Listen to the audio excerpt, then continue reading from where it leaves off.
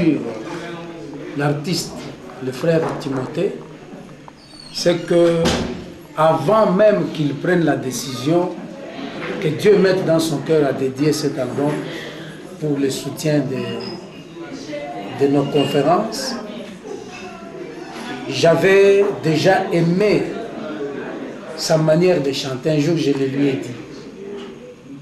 Je le lui ai dit. Et l'expression de ses chansons, il les chante avec tout cœur. Vous sentez qu'il y a quelque chose de nouveau qui change. Le même cantique que les autres chantent. Alors quand le frère Timothée le chante, il y a quelque chose de profondeur. Vous sentez une atmosphère nouvelle, au même cantique que certaines personnes chantent aussi. Je ne dis pas que les autres chantent d'une manière mauvaise. Vous voyez? Mais il y a une particularité. Et voilà d'abord mon impression. Et c'est aussi un nouveau esprit que Timothée est en train d'inculquer à beaucoup d'artistes musiciens. Moi, je n'ai jamais vu ça. Et je crois peut-être aux États-Unis, Ron Kenoly qui avait dédié aussi un album à l'œuvre missionnaire de son pasteur. Et c'est bon, pour moi en Afrique, peut-être qu'il y en a, mais ça, c'est un échantillon pour moi. Que Timothée a donné un ton et un esprit que les autres artistes doivent comprendre que il y a lieu aussi de soutenir l'enseignement et la prédication. Voilà mon impression. Alors, au culte, vous avez dit qu'il y a des gens, on a vu des gens en train d'acheter l'album, mais vous avez dit que ces personnes vont vous accompagner partout où vous serez avec votre ministère. Est-ce qu'on peut avoir une idée là-dessus? Oui, là je vais seulement retourner à dire une chose. Quand David dit que j'aimerais rester éternellement dans la maison de l'Éternel, c'est-à-dire quoi?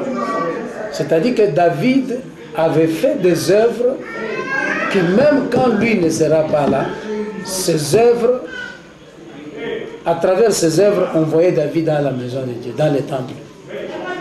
Vous comprenez? Alors les gens qui se sont liés derrière cet album pour seulement soutenir les conférences, c'est-à-dire que partout où nous sommes en conférence, nous sommes avec ces gens, ensemble.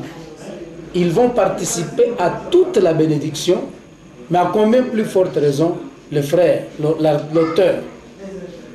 Vous comprenez? Et bien sûr que il a dédié l'album pour le ministère, mais nous n'allons pas, par exemple, dire voilà, tout ce qui va ressortir de l'album ne va aller qu'au ministère. Parce que nous devons un soutien, voilà ce que je disais tout à l'heure à l'enseignement, une brique qui supporte une autre, elle est aussi supportée par une autre. Vous comprenez? Oui. Elle est aussi supportée par une autre. Mais la brique qui est supportée, elle n'est pas supérieure à la brique qui la supporte. Oui. Mais c'est la brique qui la supporte qui est forte. Voilà. Elle aussi, elle est supportée par une autre force. À la fin de toutes choses, parce que le temps ne nous avait pas permis, toutes les briques qui se supportent pour que la maison soit solide, sont aussi, il y a aussi la toiture qui s'asseye sur toutes les briques. Elle aussi supporte. Donc, il n'y a que Dieu qui n'est pas supporté par quelqu'un. Cette toiture-là, c'est le chapeau, la gloire. Il n'y a que cela il n'y a que Dieu que personne ne peut aider.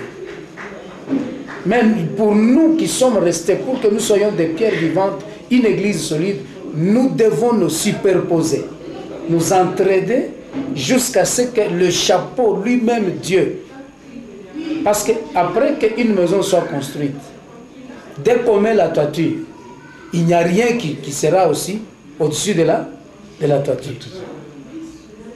Juste un mot, pasteur, pour clore cette interview. Merci pour clore cette interview. Le mot que je vais adresser aux téléspectateurs, au public et partout, et surtout à notre nation, avoir, c'est comme on le dit en anglais, a supportive spirit. Avoir l'esprit de ne pas en coulisses détruire ce que les autres font. Parce qu'il n'y aura pas et il n'y a pas un avantage. Mais si tu construis, même en secret, ce que quelqu'un fait, un jour, même la dernière minute avant que tu quittes la terre, Dieu enverra un corbeau avec un pain et une viande pour venir construire ce que tu as fait ou tu as laissé. Voilà le dernier message.